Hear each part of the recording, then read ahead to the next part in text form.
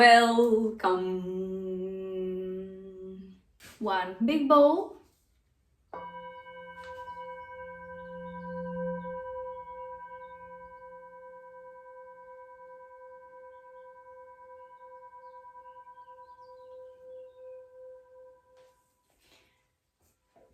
And one small bowl as well. So we have some variation to play around. First of all, before using any Tibetan bowls, I have a little small suggestions. I don't like to call them rules. There are no rules. Rules are there to be broken. So these are the suggestions. Empty stomach. Second suggestion, I take the bowls when I am clean. Right, I take a shower, and when I have a shower, I cleanse myself with salt, with visualization, and with some mantras. It doesn't have to be like a big thing. It's just, for me, it's like a 1 minute thing, or sometimes even 30 seconds thing. This mindful preparation for the day, it brings more sacredness to whatever activity you're gonna engage, whatever spiritual activity you will engage afterwards. Needless to say, get yourself a space where there is no distractions and it's not loud, not noisy. There is space for your peace and calmness and stillness. If you are totally new in the meditation and you have a Tibetan bowl, I cannot give you any script. There is no rights and wrongs. You need to sit down and start tapping the bowls and try to listen to the sound, and you start realizing that the sound is not a straight line. It's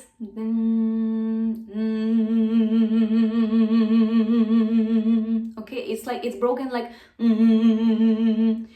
so out of those hundreds of you need to just choose one and follow that one in space and time.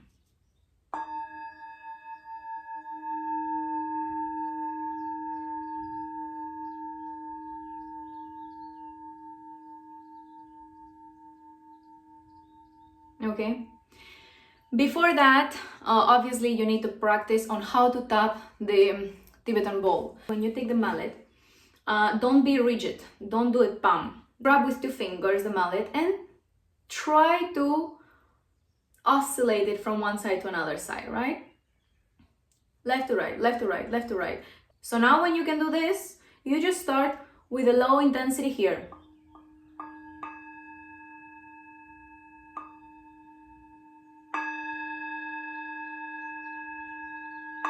And then you try to do the same thing, but not only on one side, but try it on different sides. Oh, that one sounded more deeper. This one sounded more space. And then instead of tapping just on the top, on the corner, you can also start tapping a little bit lower.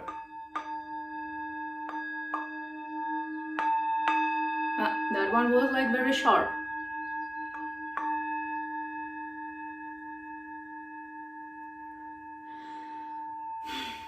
Okay, so you need to test and try. I'm gonna show you on another Tibetan bowl, on the bigger one. Once your hand is now a little bit more used to this weight, then you can a little bit open up, not fully, so it's not falling, right? But a little bit we open up like this. Because the more we touch, the less duration of the sound is gonna be, right? So we open a little bit, and same technique.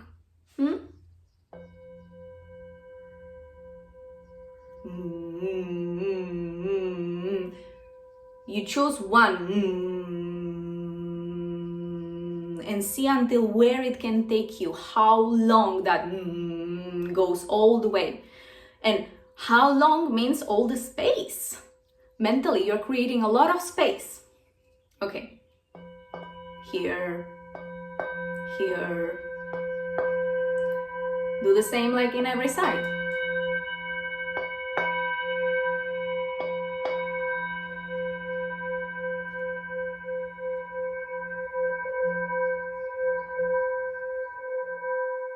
So obviously before using the Tibetan bowls, you need to get used to hold the Tibetan bowl both sides, the bowl itself and the mallet.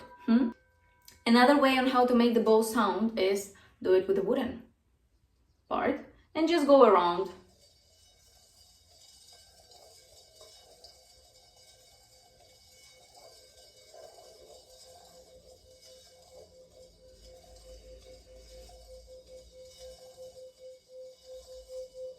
It's a completely different sound.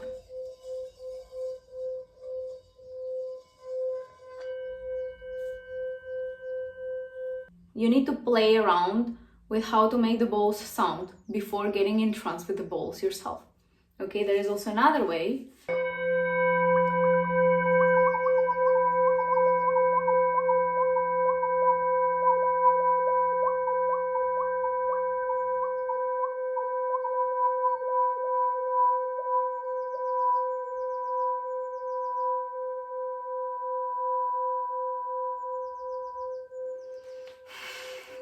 So basically you are opening your mouth and letting your mouth to be the extension of the singing bowl. So the sound wave enters your mouth, and then by playing with the size of the mouth, of the entrance to the mouth, you make one sound or another sound. Once you have learned to how make the Tibetan bowls sing and how to properly hold everything, that's when you can start getting into trance with it. Depending on your preferred type of meditation, which are many meditations, so let's say if you're a visual person, you better do Tratak type of meditation, like with the Shri Yantra, and you are open eyes looking or at a flame of a candle, that's Tratak meditation. If you are more into feeling physically, you can like do mantra. There is also another meditation which is just like listening to the sounds, expanding yourself, your awareness by capturing different sounds in different spaces. So you are mapping with your mind this whole environment through sounds, right? There is also another type of meditation which is through visualizations. There is a type of meditation which is guided meditations. So there are many types of meditations and you have your favorite one, okay? So no matter what type of meditation you follow, integrate the Tibetan bowl there. So let's say if you are doing Tratak meditation, you put a candle next to you. You are targeting to work on your mind, right? You still your mind. You are looking at the candle flame, and the moment that everything around the candle disappears, that's when you start tapping slowly the Tibetan bowls. So there's a candle flame, you look at there, you don't see anything else around because you are fully in the candle, and then you have the Tibetan bowl down you, and then you start tapping. And follow all the way till the end, until the sound ends. And there's gonna be a moment where the sound ends, but you still hear it. For how long you can listen to this sound, even though it's not playing in the Tibetan bowl. When the sound is no longer there, but you're still hearing it, you are not hearing with your physical ears anymore. Another way is, let's say you are following a visualization or a guided meditation from somebody, and there is one moment that you're about to enter in, and you know that behind that door that you are entering in is gonna be an experience. So you tap the sound there to subconsciously seal that moment. When you go into that subconscious guided meditation, you may not remember the meditation, but you will remember the moment you tapped the singing bowl and everything that you went through sound. So there are many ways on how you can work. So these are just guidelines. When I work on myself with the Tibetan bowl, there are two sections that I break on. It's the head area and the heart. Okay, because the heart chakra is the vortex, right? It's the middle of the torus. Is the middle of the infinity. It's the vortex. It's there. This is a point zero in the dimension zero, and this is God in the dimension God, and this is our heart in the 3D dimension. Okay, so heart is the main vortex, but our awareness and everything is in the mind. When we work with ourselves, let's start with the head area. What you are gonna need is to go play with the distance. First farther, closer, left, right. Once you practice this with open eyes, that's when you close your eyes and start entering into trance. Take a deep breath in and exhale.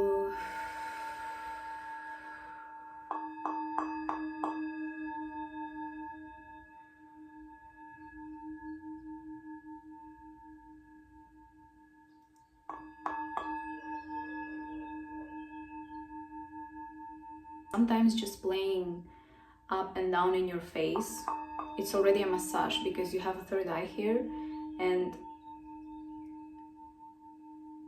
you are stimulating the whole electricity starting from the pineal gland that sends this electricity to the whole body. So just by working here, you are already healing yourself. Right? And then when we play between one ear and another ear, we are playing with both sides, both hemispheres of the brain. We have the feminine, the masculine, the creative, the logic one. So play around. For my body, I place the Tibetan bowl next to my heart, and then I start humming with the Tibetan bowl, and I start entering into trance through humming. When I hum, the vibrations are spreading through our voice, inside, throughout our whole body.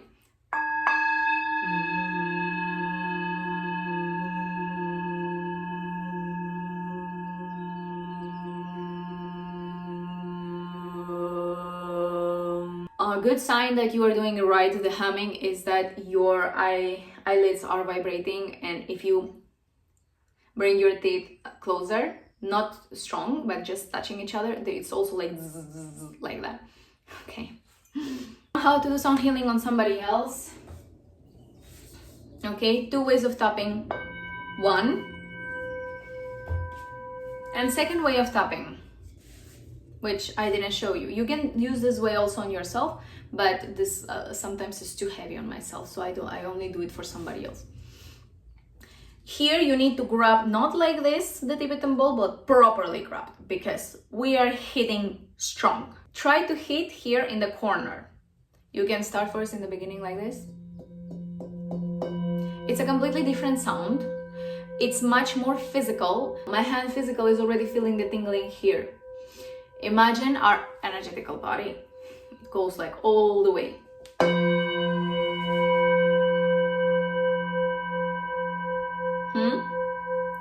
When we are doing this on somebody else, it's very important to not tap when you are close to their body. I'm super relaxed and suddenly here or next to my body, that's stress. So whenever your hand is far, that's when you tap and get closer to the body field. You tap and get closer, move. So let's say we have a chakra here. I'm gonna show you how I'm gonna focus on that chakra.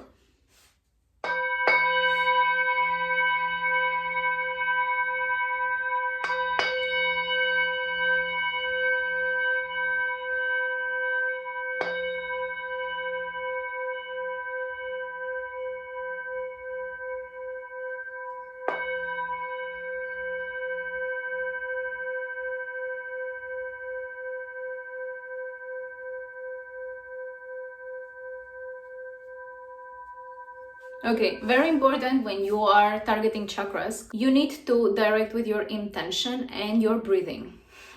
Your breathing, it's a very powerful tool to direct energy. You can even blow. All of this movement is intentional. Okay, let me first cleanse from left to right. So I'm making in this space an energetical vortex. I'm shaking it to all directions possible, right? First, I'm shaking it to the left, to the right, up and down. And once it is shaped, that's when I go full intention where I want healing divine, and I hold it. And that's when I can even blow this intention and hold. While with your eye, you are sending farther to the body this healing energy. And then you shake it, which is with the intention of sealing this place, this chakra, and then you softly take it out. So this is how you do it on somebody's body when targeting the chakras. So how I like to work with the head area is that I already play one instrument, one Tibetan bowl in the background. If this is the head, I put the instrument down the head or a little bit farther. And then I play that one as the background. And then I take the small one, and this is the one that moves, because this is like more tiny sound. This is the one that moves, and I start working on balancing the both hemispheres of the brain. And if this is the head area, you do the same. We have this head crown chakra, so you do the same work in the crown chakra or the third eye. This is again working your head area. That's why it's very important that there are two frequencies at the same time playing, because that's when the entrainment happens. The third frequency comes up, and that's when the brain is like super active and receiving whatever healing you're doing. The background bowl has to be a bowl that your body, the body of the person is already used to, okay? It's not new. You let it play in the background and let that sound be the anchor. The person is following that sound, and you take any other bowls now and you start moving from one side to another side to balance the hemispheres. From here, you can then go down to hold the body and go all the way up again. And here is when you also give instructions to the person. Like, this is the most effective type of healing is not when the person just comes down, lays open themselves, and you do work and that's it. No, it's when you guide the person, tell them something to do at the same time that you are doing. Like, it has to be both ways, right? I am working, there is in the background some instrument going on. Then I am working with my intention, my movements, the directions I'm giving, everything. And at the same time, the person that is laying is also visualizing and working on whatever guidance you gave them before. So before the session, let's say you already know, you already talked what the person needs. So you are like, okay, whenever I do this sound with the tingsha, spam, that's when you need to take a breath in, how this is cleansing you, right? So you explain whatever visualization you work with. And then the person knows that whenever that pam sounds, you're not there to tell them. You just say, take a deep breath in, and you support this visualization that the person is having in their mind with the bowls. So you're both working on this movement upwards. It can be absolutely any type of visualization, but this is the type of sessions that are the most effective because it's both ways, intention and work. I think that's it.